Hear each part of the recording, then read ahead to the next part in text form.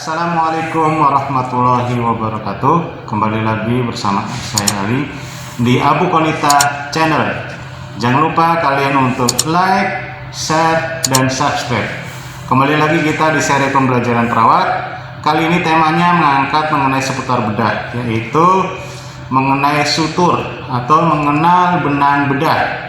Siapa di sini yang sudah tahu benang bedah? Tentu sebagai perawat kamar operasi maupun operator tidak asing lagi mengenai benang bedah. Benang bedah adalah material yang digunakan untuk ada dua fungsi. Satu, aproksimasi jaringan. Kedua, ligasi atau mengikat pembuluh darah. Nah, fungsinya dua, aproksimasi dan ligasi. Aproksimasi itu menggabungkan dua jaringan yang robek, digabung sehingga berdekatan, tidak ada space. Dan ligasi adalah mengikat pembuluh darah sehingga pembuluh darah tidak keluar darahnya. Sebelum kita mengenal kategori benang, kita harus mengenal anatomi dari benang. Seperti yang kita lihat ya guys, benang itu terdiri dari benang bedah, terdiri dari jarum yang kita pegang seperti saat ini dan benangnya. Nah, kita akan bahas satu persatu. Sekarang kita mengenal dulu mengenai jarum atau needle. Dalam penggunaannya, benang bedah ini harus menggunakan needle holder. Jangan sekali-kali memasang benang bedah tanpa sirugis dan needle holder. Dalam anatomi jarum ini kita akan lihat lengkungannya seperti ini ya guys. Kita seperti bulan sabit, kita harus mengetahui ini golongannya. Bagian ujung ini adalah namanya poin, sedangkan ini besinya namanya wire, sedangkan ujung dari benang ini adalah switch. Nah, ketika benang gabung sama jarum, ini dikategorikan beberapa klasifikasi. Ada single armored, double armored, dan loop. Kalau single armored itu benang dan jarum hanya satu, seperti ini. Ini namanya single armored. Kemudian ada yang jarumnya double. Kita gunakan biasanya untuk menjahit hernia, yaitu pemasangan mesh. Biasanya dipakai perolehan nomor 5, golongan lain nomor 5. Nah, jarumnya ada dua. Jika jarumnya ada dua di sisi sebelah kanan dan sebelah kirinya ada dua, itu namanya double armored. Ada lagi golongan benang dan jarum yang menyatu tidak terpisah. Jadi seperti ini guys. Ketiga dari jarum bedah dan benangnya adalah golongan dan jarumnya ini satu sisi menyatu pada ujung switch-nya dan sisi laginya adalah menyatu pada switch yang sama, sehingga ini seolah-olah dua benang, padahal ini satu, cuman melingkar seperti ini.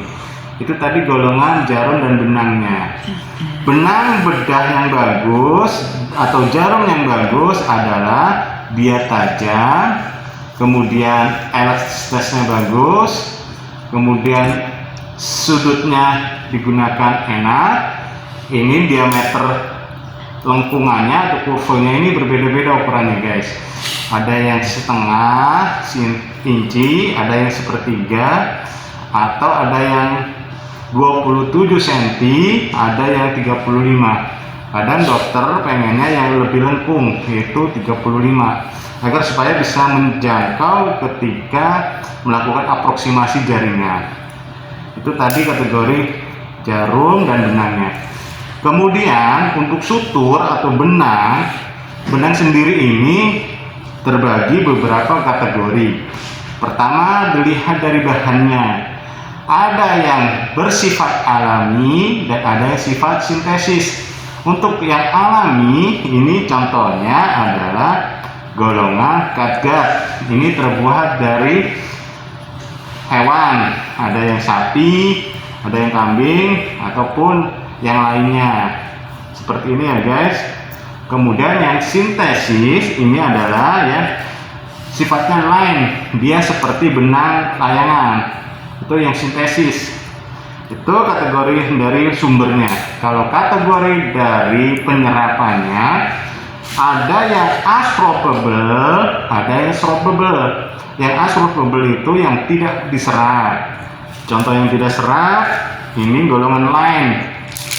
Ini golongan line ini tidak diserap, dia harus dilepas. Kemudian yang diserap absorbable, ini golongan catgut, dia mudah untuk diserap. Ada juga diserap tapi jangka waktu yang lama. Ini namanya golongan PGA. Ciri PGA itu benangnya berwarna ungu. Jadi apapun mereknya, kalau benangnya ungu itu otomatis golongan PGA.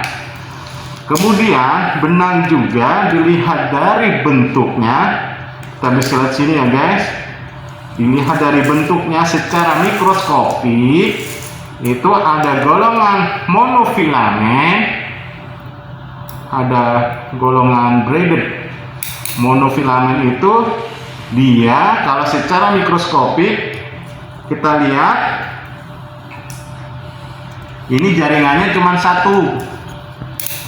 Dilihat di benangnya hanya satu di sininya, tidak terpilih. Keuntungannya ini tidak mudah infeksi, tapi daya strainnya, tensil stringnya ini berkurang, tidak lebih kuat daripada braided. Sedangkan golongan kedua dari segi ininya adalah braided. Braided itu adalah beberapa benang yang diikat menjadi satu. Secara mikroskopik dia akan kelihatan seperti benang yang terpilih. Nah, ini contohnya PGA yang terpilih atau braided. Kalau kita lihat seksama, ini akan terasa seperti benang layangan gelasan, dia akan lebih tajam karena ini adalah beberapa benang yang dipilih menjadi satu. Secara kasat mata tidak kelihatan, tapi kalau secara ini mikroskopik akan kelihatan. Nah, itu golongan benang selanjutnya. Ada golongan benang berdasarkan fungsinya, yaitu taper dan cutting. Cirinya dilihat dari kemasannya guys. Kalau dia bentuknya segitiga, berarti dia cutting. Tapi kalau bentuknya bulat adalah taper dan cutting. Kalau taper dia untuk bagian dalam, non kutis. Dia lebih tumpul, bentuknya bulat. Mohon maaf, bukan maksud untuk promosi benang, tapi untuk dalam pembelajaran. Dari kemasannya cirinya bulat. Tapi kalau untuk tab ini cutting, dia bentuknya segitiga. Secara poinnya, poin dari benang, kalau dia cutting, poin pada benangnya itu dia lebih runcing secara mikroskopik. Tapi kalau taper dia lebih bulat.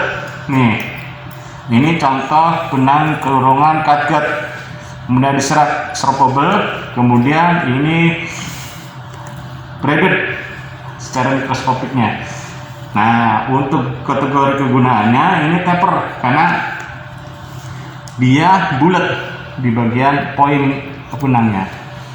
Nah, selalu timbul lagi pertanyaan, bagaimana sih cara mengambilnya ataupun penggunaannya pada saat operasi berlangsung. Ketika seorang asisten diminta untuk mengambilkan benang, maka kemasannya kita buka oleh onlock dan ngambilnya adalah sesuai dengan bentuknya guys. Nih, misalnya ini di sini nih guys. Kita ambil seperti ini, kita klikkan. Jangan sekali-kali mengatur posisi dengan menggunakan tangan, tapi gunakanlah pinset serugis seperti ini guys. Kita jepit, kita atur guys. Posisi lekung yang baik adalah tidak terlalu ujung dan tidak terlalu pada pangkal, sehingga dia ada di sepertiga dari kurve dari lengkung pada jarum seperti ini guys. Lalu setelah selesai, dipastikan benangnya ditarik dulu supaya tidak terjadi kusut, karena produk dari suatu benang ketika dikemasan dia akan mengakibatkan menggulung. Nah, ketika dipakai jangan lupa untuk ditarik sehingga operator gampang untuk menggunakannya. Ketika menyerahkannya seperti pelajaran kemarin, jarumnya ke arah luar kita, kemudian dihentakkan dikasihkan ke operator sehingga operator bisa menggunakan. Nah, demikian golongan bedah benang atau sutur benang. Selanjutnya adalah berdasarkan dari jenis benangnya. Kita ketahui benang itu ada yang silek, kemudian ada yang kaget, kemudian ada yang golongan len, kemudian ada yang golongan PGA. Nah, untuk mereknya di pasaran sangat banyak, kalian terserah mau yang mana. Ketika mengambilkan benang itu ada nomornya. Kita ada nomor 2/0, berarti nomornya 20. Kemudian ada yang 3/0, berarti nomornya 30. Semakin besar nomornya, misalnya 40, 30, maka yang lebih kecil itu yang 40. Ya, seperti itu guys. Macam-macam benang ini tergantung dari penggunaannya. Ada yang golongan len digunakan untuk kulit, kemudian untuk menyambungkan hernia atau masang mes. Kemudian kaget adalah untuk menjahit peritoneum, otot. Kemudian seringkali dokter ketika fascia pun memakai, tapi dengan nomor yang sangat besar. Tapi umumnya kalau fascia, dokter paling sering itu menggunakan adalah golongan PGA. Kalau ketika PGA, ciri khasnya adalah warna ungu. Jadi ketika disayat kemudian terlihat fascianya, menjahit fascia, sudah pasti itu PGA. Meskipun dokter tertentu yang mengcombine dengan kromik, ya, tapi kromiknya dengan nomor yang besar karena fascia itu adalah bagian baret utama. Kalau ini jebol maka infeksinya lebih besar. Ya, demikian. Kalau untuk silet biasanya digunakan untuk operasi-operasi yang kotor dan untuk bagian luar yang bisa dilepas. Yang tidak bisa dilepas adalah yang golongan lain, dia harus dilepas, tidak diserat. Mohon maaf, yang tidak diserat adalah golongan len. PGA diserat tapi long term, kemudian silet dilepas.